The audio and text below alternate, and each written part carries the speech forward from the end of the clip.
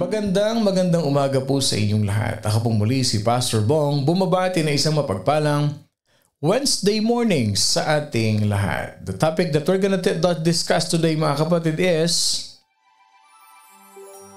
how God judges and rewards our work.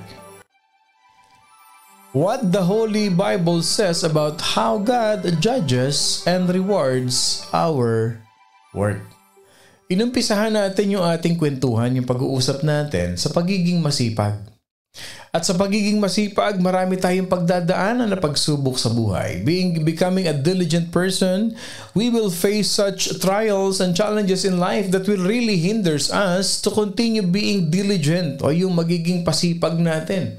Na somehow natutunan natin, mga kapatid, na yung mga tao na hindi natin pwede bastang husgahan kung bakit nagkaganon, kung bakit nakikita natin parang walang pagsisikap sa buhay, probably or somehow may bumagsak sa kanyang isang malaking planeta ng problema na sumira ng lahat ng motivation, ng inspiration niya sa buhay. However, natutunan din natin the courage that David had when he faced the biggest giant in the life of the Israelites, si Goliath. And he was able to defeat Goliath through his faith in God. Natatandaan natin, lagi ko to sinasabi, na lahat ng ginagawa natin sa Panginoon, nakikita niya. Kahit na simpleng detalye na ginagawa natin, sinasabi natin, if we glorify the Lord in our heart, in our life, nakikita, naririnig ng ating Panginoon Diyos yan. Kaya ngayon topic natin, ano ba sinasabi ng Biblia? What the Bible says about how God judges and rewards our work. Paano nga ba hinuhusgahan ng Panginoon Diyos yung ating mga trabaho, yung ating pagsunod, yung ginagawa natin sa Kanya? At paano niya tayo binibigyan ng reward o gantimpala? Aminin natin, ang Morning Devotion Family, mabilis dyan. Sino dito ang gusto ng maraming blessing at favor sa buhay niya? Mag-amen. Hindi masama yun eh. Hindi masamang mag-desire, humingi ng blessing sa Panginoon. Hindi masama yun, hindi in prosperity preaching. No. God wants to bless us. At sa tingin niyo ba, gusto na lang ni Lord na gumalaw na lang tayo, magtrabaho na lang tayo? Yes, we do it because of the abundance of our heart. But aminin natin lahat, may reward talaga ni Lord. May reward talaga kay Lord. Ang lahat ng mga masunurin, ang lahat ng mga nagtatrabaho, gumagawa para sa kanyang kapurihan or for His glory. No? O gusto ko i-acknowledge si nag-amen si Shing May Aspera Oidnem. Okay, binaligtad siguro ito, Mendio, no? Shing May Aspera Oidnem. Ayan. Thank you for joining us today, kapatid. So going back to that, may paghusga, mayroong reward ng Panginoon Diyos. Saan natin babasahin ito? The foundational verse that I want to share you today is coming from the book of Revelations, chapter 22, verse 12. Revelations 22, verse 12. And behold, I am coming quickly, and my reward is with me, to give to everyone according to his work. Again, Revelations 22 verse 12, and behold, I am coming quickly, and my reward is with me, to give to everyone according to his work.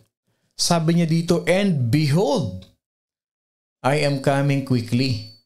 O kaya hindi natin pwede sabihin next year pa o 2 years pa o 5. Hindi natin alam. Nobody knows when He will come. Pero sabi ni Jesus Christ dito, I am coming quickly. Hindi natin alam yun, mga kapatid. Pero alam natin, quickly, parating na talaga siya. No? At lahat tayo, we will receive judgment. Yes, indeed, 101%. And what else? Reward. Gusto natin reward. Hindi ba ganito na lang Okay, simple lang Pagka alam natin may bonus, may incentive yung ginagawa natin, hindi ba mas lalo tayong na-motivate? Sa mga sales dyan, Yung mga nasa sales and marketing, nasa sales field, hindi ba? Pagka tayo na-reach natin yung quota natin, alam natin may incentive tayo, meron tayong anong tawag no, komisyon.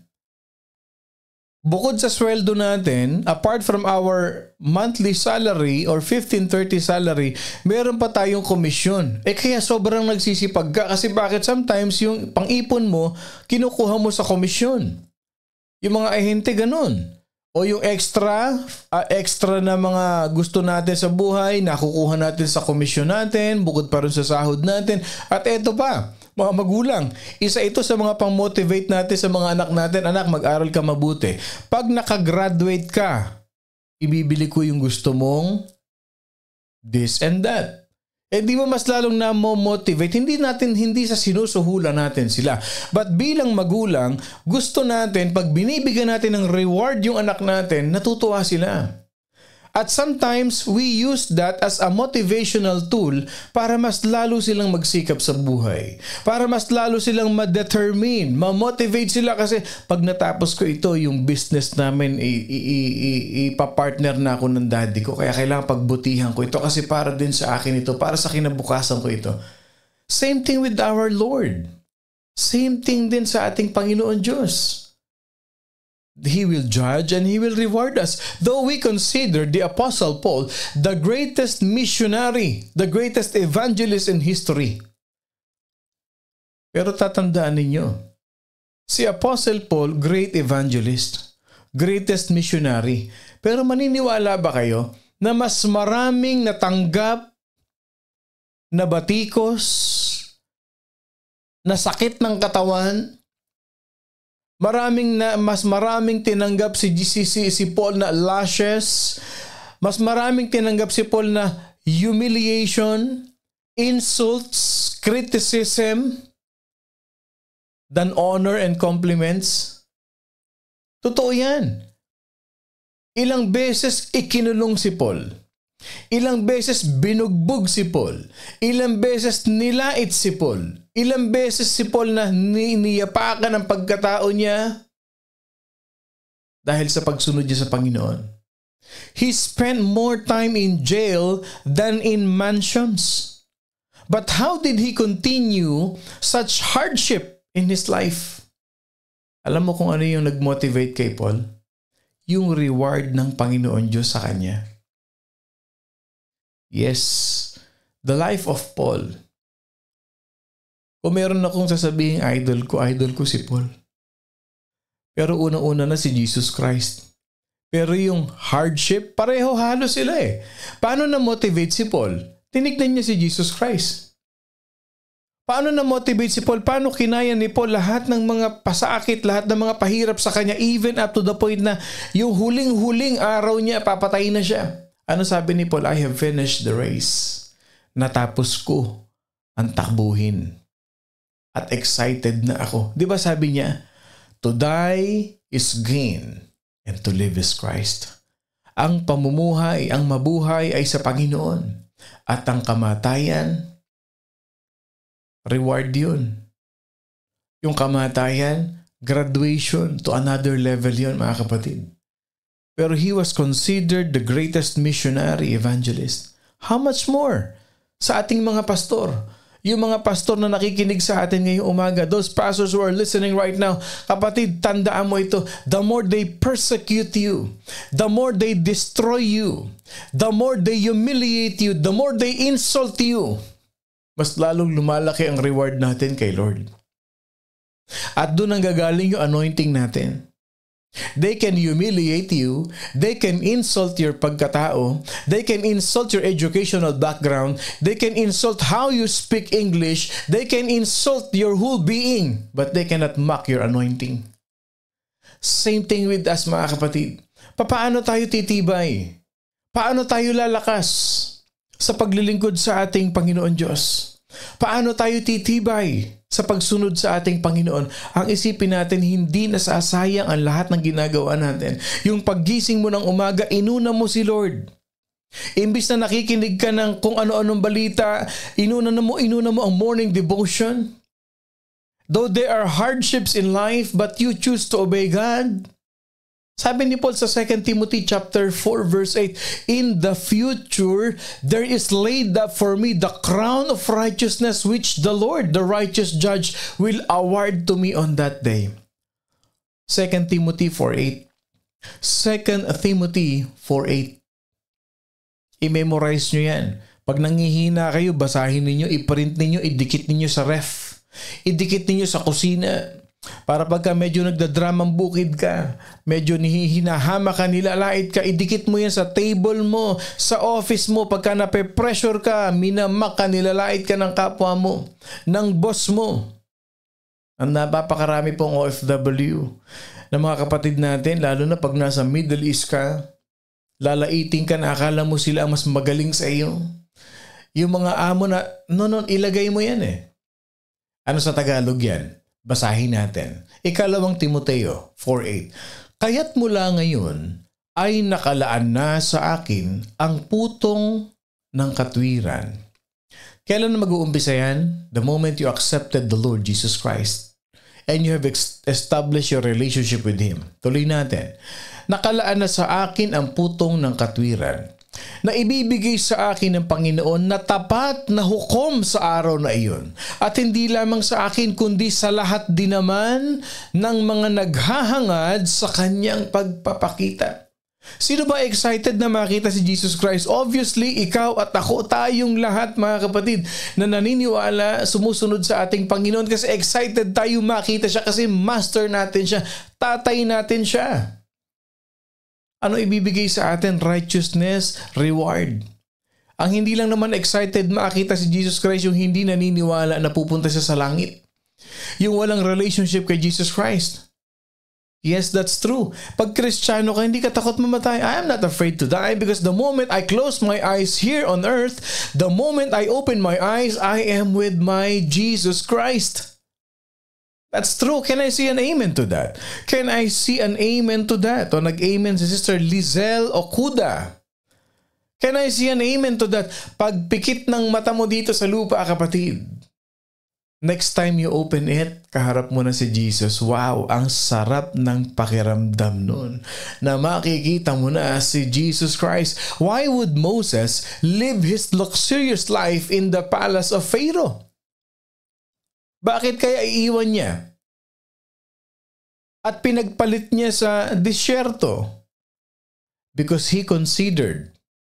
Sa Hebrews 11:26, sabi niya, kanyang itinuring na malaking kayamanan ang magdusa alang-alang kay Kristo.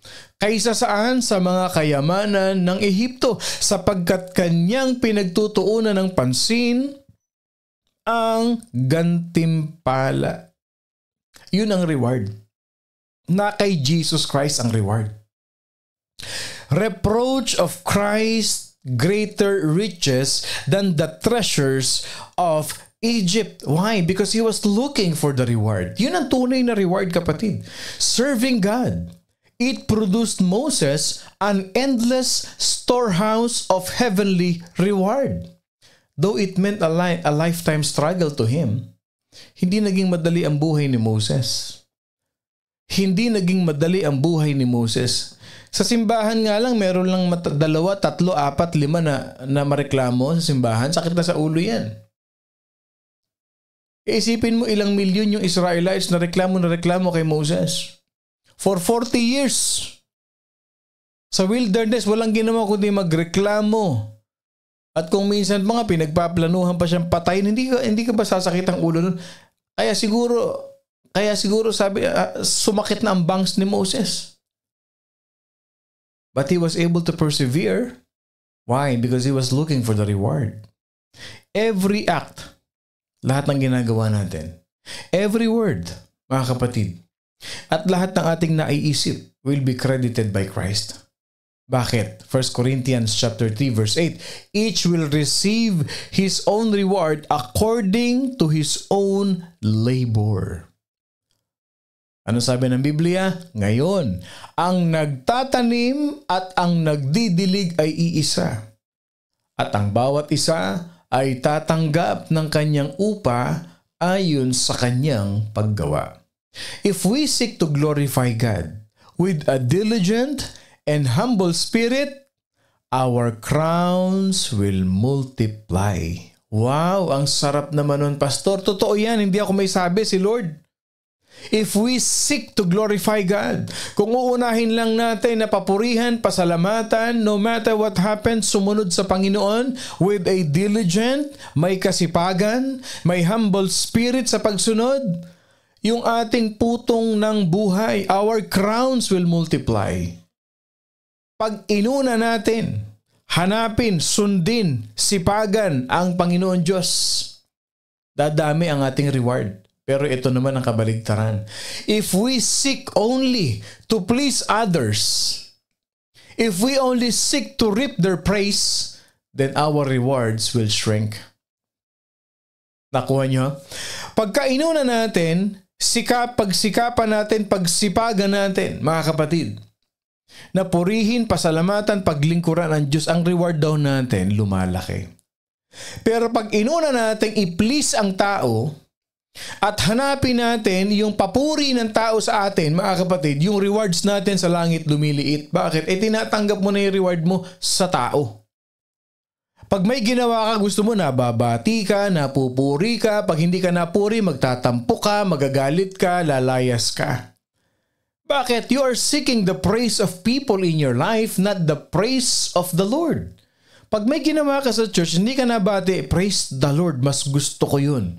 Kasi mas gusto ko si Lord ang mag-appreciate sa akin kesa ang tao. Yan ang isip ng Kristiyano. Kasi gusto ko lumubo, lumaki ang aking reward sa langit. Aanhin mo ang papuri at compliment ng mga tao. Bonus pa nga kung na-appreciate ka pa. Pero what matters is, in your heart, I don't care kung hindi niyo mapansin. I don't care kung hindi mo ma-appreciate kasi alam ko na-appreciate ni Lord to. Rewards are not limited to the hereafter. Whenever we follow the principles of the Scripture, we enjoy the blessings of obedience. Tignan niyo sabi ng Proverbs, Kawikaan, chapter 13, verse 13. The one who fears the commandment will be rewarded. Oh, yan ang principle ni Lord. Whenever we follow the principle of the Scriptures, we always get the reward. Sabi siguro nung iba, yung mga bashers natin, ayan, puro na naman reward. Kung ayaw mo ng reward, kapatid, pinaparinig ko na sa iyo. Kasi talagang rewarder ang ating Panginoon Diyos. That's the reality. That's the reality. Tingnan nyo sabi ha. Tingnan nyo ha. Ang humahamak sa salita, sa sarili nagdadala ng kapahamakan. Ngunit ang gumagalang sa utos ay gagantimpalaan. Si Lord may sabi niyan. Ang Bible ang may sabi niyan.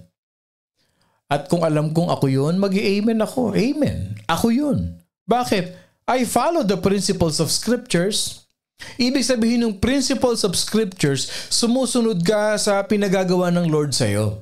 Sumusunod ka sa gusto ng Panginoon Diyos sa buhay mo. Hindi mo kinokontra si Lord. Hindi mo sinusunod yung sarili mo, but sinusunod mo yung plano ni Lord, yung will ni Lord, yung purpose ni Lord sa buhay mo. Yan ang principles of Scriptures.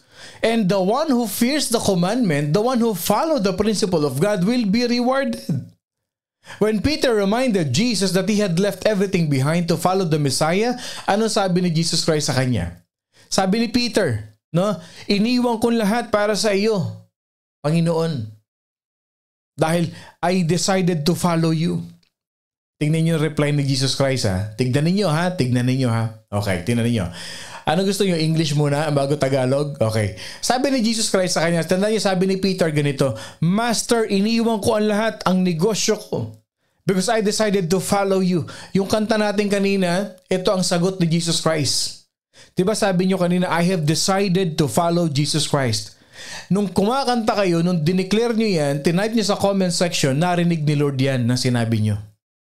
Ito ang sabi ni Jesus Christ sa atin. There is no one who has left house or wife. Luke chapter 18, 29 to 30. Okay, Luke 18, 29 to 30. There is no one who has left house or wife or brothers, or parents, or children for the sake of the kingdom of God, who will not receive many times as much at this time and in the age to come eternal life. Tagalog. At sinabi niya sa kanila, katotohanang sinasabi ko sa inyo, walang sino man na nag-iwan ng bahay o asawang babae o mga kapatid o mga magulang o mga anak dahil sa kaharian ng Diyos na di tatanggap ng lalong higit pa sa panahong ito at sa panahong darating ng buhay na walang hanggan. E di ang liwanag na sabi ni Lord, may reward ka na dito, may reward ka pa sa eternal life. Saan ka pa? Join na.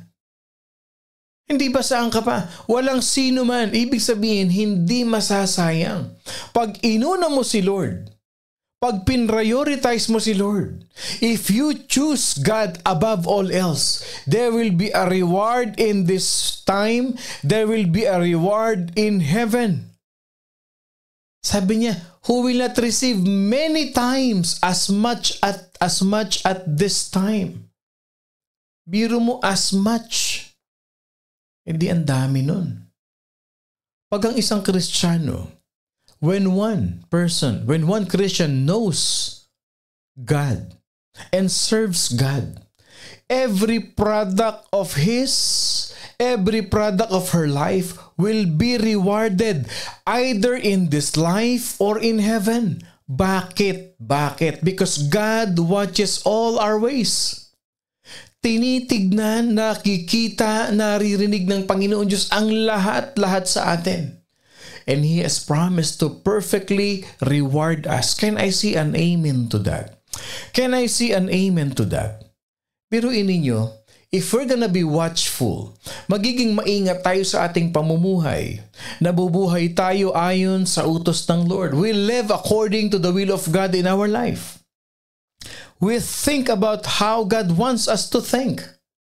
We speak about how God wants us to speak and to open our lips, and that is to glorify God. Yung laging inuuna mo si Lord sa isip, sa salita at sa gawa. Yung laging ang pamilya ninyo, ang family nyo, nanay, tatay, anak, inuuna palagi si Lord. Even in your finances, inuuna mo palagi si Lord. Hindi mo kinakalimutan si Lord, inuuna mo siya palagi. Sabi niya, all those who serve the Lord Jesus Christ, all our ways He can see. Yung bang pag nagkita-kita kayong pamilya, pagising sa umaga, kakain, o magpray muna ha, manalangin muna. O anak, bago umalis, magpray muna. Yung kahit magkalayo kayo, meron kayong Zoom, meron kayong video call, o mga anak, o Bible study time na natin ha, huwag kalimutan. Magbasa ng Bible, mag-devotion, makinig sa poging pastor sa morning devotion. Amen to that. Yung inuuna mo si Lord, you start your day right. Sabi ni Lord, nakikita ko tong anak ko na ito. Ito ang dapat na binibigyan ng reward. Colossians 3 verse 24. All those who serve the Lord Jesus Christ, knowing that from the Lord you will receive the reward of the inheritance, for you serve the Lord Jesus Christ. Wow. Amen and amen and amen to that. Yamang inyong nalalaman na sa Panginoon ay tatanggapin ninyo ang gantimpalang mana. Paglingkuran ninyo ang Panginoong Hesukristo. Paano natin paglilingkuran si Lord? You support the body of Christ. Whatever gift, whatever talents, whatever God has given you, you give it to God for His glory. Binabalik mo sa Kanya. Binigyan ka ng magandang katatayuan sa buhay. Binigyan ka ng magandang posisyon sa trabaho. Gamitin mo yun to share the gospel. Gamitin mo yung influence mo to share Jesus Christ. That is how you are serving the Lord. Na every time may nakakausap ka, ine-encourage mo sila with the life of Jesus Christ. You are serving the Lord. That is your ministry. Yung mga anak mo, ine-encourage mo. Magsimba kayo. Mag-serve kayo sa church. Maging example ka. Maging living example ka na kung paano nila nakikita nagsaserve ka sa church, kung paano nila nakikita yung sipag mo sa paglilingkod sa Panginoon, it will motivate them, it will encourage them. That's true. All of us will be rewarded on the day. On judgment of believers, Christians who seeks to please God, they lay up treasures that can never be devalued, that can never be emptied. Yung mga taong nag-iimpok, nagtatabi, nagsa-savings sa langit, simple lang, serve the Lord. Serve the Lord. Ano lagi ko sinasabi sa inyo? Walang maliit na halaga. Pag galing sa puso, malaki sa paningin ng Panginoon Diyos. Does it talk about only monetary? Yes, one of it is finances, monetary. Walang maliit na oras na ibibigay ka sa Panginoon. Kung galing sa puso ang paglilingkod mo, nakikita ni Lord yan. Nakikita ni Lord, naririnig niya ang puso mo, kapatid. Yung bang magligpit ka lang ng silya sa simbahan, yung magwalis ka sa simbahan, yung mag-serve ka sa church, yung maaga kang dumarating kasi nagiging part ka ng prayer meeting muna bago itayo ang ang pananambahan, nakikita ni Lord yung puso mo. That in small ways, kahit nagluluto ka, nagpe-prepare ka ng pagkain, nag-aabot ka sa mga taong kumakain, but you doing it with all your heart, nagsaserve ka sa Panginoon, no matter kung anong edad mo. What matters is, ito ang kaya kong gawin, ibibigay ko ito sa Panginoon. Alam niyo, may pagkakaiba ang taong generous at ang taong giver. It does not talk about finances and monetary and pera, hindi. Ang pagkakaiba ng generous sa giver, yung giver nagbibigay lang pag meron. Yung generous nagbibigay kahit wala na siya. Kahit wala na siya. Hindi naman laging pera eh. Yung panahon, yung oras, yung devotion, yung commitment, yung faithfulness mo, yung dedication mo sa gawain ng Panginoon, that really matters to God. Dagdagan mo pa. Kung binless ka ni Lord financially, tinutulungan mo ang morning devotion, tumutulong ka sa pagpapalaganap ng salita ng Diyos, tumutulong ka para lalong ma-improve, tinumutulong ka sa simbahan, nagdo-donate ka, nagpe-pledge ka, because that is the abundance of your heart to serve the Lord through what? Where you are, what you can do. That is serving the Lord. At tandaan ninyo, lahat ng paglilingkod natin, nag-iipon tayo sa langit. At sino dito magpapatotoo? At the moment you serve God, na-bless ka sa buhay mo dito. Can I see an amen to that? Na the more ka nag-serve sa Panginoon, no matter how small things you serve. Ay, salamat. Nakita niyo si Quincy. Ako yan. Ilan sa atin dito, how many of us here will just be honest? Now when we decided to serve the Lord, nakita niyo yung pagbabago sa buhay ninyo. Nakita niyo yung finances niyo umayos. Nakita niyo yung health ng mahal niyo sa buhay umayos. Nakita niyo yung relationship niyo naging maayos. Nakita mo yung pamilya mo lalong lumalim. At bilang OFW, saan ka man naroon nung nag-serve ka kay Lord, overflowing ang blessing mo sa buhay, kapatid. Yan yung pangako ni Lord. Amen. Amen. Anong gusto ko sabihin sa inyo, mga kapatid? Do not stop. Never give up in serving the Lord. Hanggat kaya mo, kapatid, wag kang titigil. Bakit? Kasi nag-iipon ka. Nag-iipon ka ng reward galing sa Panginoon. That's the reality. That's the truth of it. Bakit hindi ako magsisipag? Hinire-reward naman ako ng Panginoon. Bakit hindi ko sisipagan ng pag-church? Bakit hindi ko sisipagan ng pag-Bible study? Bakit hindi ko sisipagan ng pagbabasa ng Bible? Ang pagtulong sa kapwa, ang pag-support sa ministry, binabalik naman sa akin ni Lord 10 times fold. Can I see an amen? Pwede ko bang maitanong kung sino mag-amen dito nung nag-decide ka na support the ministry, tumulong sa Panginoon, mag-serve sa Lord, ibinalik sa'yo ni Lord 10 times fold yung ibinigay mo sa Kanya. Ilan dito sa atin yan? 10 times or maybe 100 times fold na binalik sa iyo ng Panginoon Diyos. Pinagaling ka niya. Miraculously. Yung kagalingan na para bang hindi mo na ina-expect. Yung mga blessing na hindi mo na inaasahan pero dumating sa buhay mo. Wow. We serve God. We serve a living God. We serve a generous God. We serve a giver God. Kaya dapat nating maintindihan mga kapatid, hindi nalilingid. Amen kami yan. Amen po, more than 10 times pa po, sabi ni Kat, ni Casey. Sabi ni Lizelle, amen. Sabi ni Quincy, amen. Sabi ni Tita Sophie, amen. Sabi ni Bebelyn, sobra po. Nakita nyo na. Bakit kayo titigil? Why would you stop? Kung meron tayong nakikitang pagbabago, nakikita natin kung paano kumikilos ang Diyos sa buhay natin. Mga kapatid, I hope and pray that we have learned a very powerful, valuable lesson for us today. Huwag titigil. Kahit may hirap, kahit may sakripisyo, kapatid, we all know na hindi madali. But if we will just look on the reward of the Lord in our life, same thing with Paul, same thing with Peter, kakayanin natin. Mga kapastoran, mga pastor, mga leader ng simbahan, kahit anong gawin nila, huwag tayong titigil. We will continue to share the gospel. Itong morning devotion, honestly, alam nyo ba, hindi ganun kadali. Maraming persecution ng morning devotion. That's true. But lahat kayo alam ninyo kung paano tayo nag-strive, kung paano tayo tumayo sa morning devotion.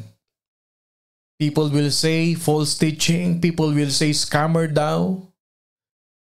They can say what they can say. But I know what I'm doing. And I'm doing this for the Lord. And the reason why we're here, because we are experiencing the power of God through this morning devotion. We will never stop. We will never stop. At ang panalangin ko, pagdating ng panahon, yung susunod na mga anniversary natin, sama-sama tayo sa langit, kapatid. Doon tayo aawit ng mahal na mahal kita, Panginoon. Magkakasama na ang morning devotion family. Doon pagandahan tayo ng sasakyan, pagandahan tayo ng mansyon dahil yun ang reward sa atin ng Panginoon Diyos. That is a motivation to us. An inspiration that we keep on holding on in serving one true God. Tayo po'y manalangin. Maraming salamat, Panginoon, that the moment we declare today, this morning, Panginoon, we have decided to follow you. Mas lalo pa kaming na-motivate, na-encourage, Panginoon, na lahat ng ginagawa namin hindi nasasayang, Panginoon. Lahat ng aming sinasabi, iniisip, lalo na if it glorifies you, Lord God, we are saving a reward from in heaven, Lord God. At ilan pa nga sa amin, natanggap na namin yung bonus namin, Panginoon, that even in this life, we have received many times, Lord God, how you reward us, our family, our loved ones, Panginoon. And thank you for this morning devotion family. Nagiging source ng strength namin araw-araw. We love you, we honor you. Dalangin ko, Panginoon, continue to shower all morning devotion family, even to the extent of our families, Lord God, wherever they are. Provision, healing, and restoration, and more loving relationship to all of us. And that is already a reward to us, Lord God, and we thank you. Salamat ng marami. Pagpalain mo ang gawa ng aming mga kamay. May you bless the works of our hands. May you heal our families and friends and loved ones, Panginoon Diyos. And let your traveling mercy be upon us this day and forevermore. We love you, we honor you. In the name of the Father, the Son, and of the Holy Spirit. In Jesus' mighty name we pray. And all God's people say, Amen.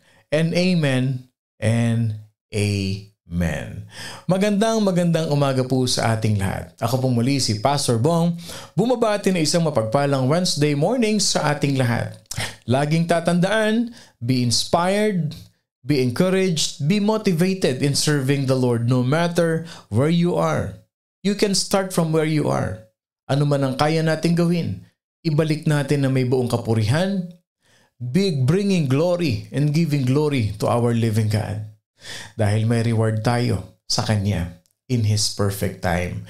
At wag na wag kakalimutan mga kapatid, we are indeed blessed by God. I love you all with the love of the Lord.